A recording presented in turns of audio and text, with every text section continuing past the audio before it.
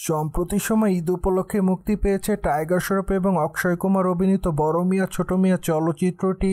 সেখানে অবশ্য তাদের দুজনকে প্রথমবারের মতো একসঙ্গে অভিনয় করতে দেখা যায়। সুতরাং চলচ্চিত্রটি মুক্তির আগে থেকে দর্শকদের মধ্যে বাড়তি উন্মাদনা কাজ করছিল, কেননা এট দ্য ফার্স্ট টাইম এই দুই তারকাকে একসঙ্গে চলচ্চিত্রের পর্দায় দেখবে তাদের অনুরাগীরা। কিন্তু দুঃখের বিষয় যে চলচ্চিত্রটি দর্শকদের মধ্যে তেমন ভালো সাড়া ফেলেনি, কেননা চলচ্চিত্রের গল্পটি হয়তো অনুরাগীদের কাছে ভালো লাগেনি।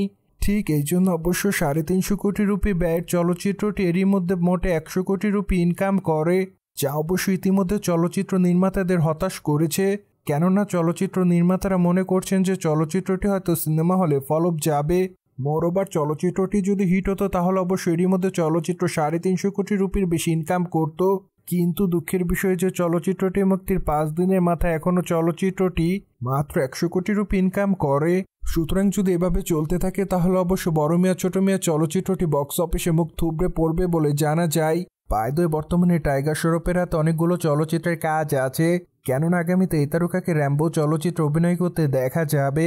সুতরাং এই জন্য অবশ্য তার অনুরাগীরা র্যাম্বো চলচ্চিত্রটি দেখার জন্য অপেক্ষায়। প্রসঙ্গত বর্তমানে অক্ষয় কুমারের হাতে অনেকগুলো চলচ্চিত্রের কাজ রয়েছে, ঠিক এই জন্য অবশ্য খুবই তাড়াতাড়ি এই তারকা তার আসন্ন প্রজেক্টের শুটিংয়ের কাজ শুরু করবেন।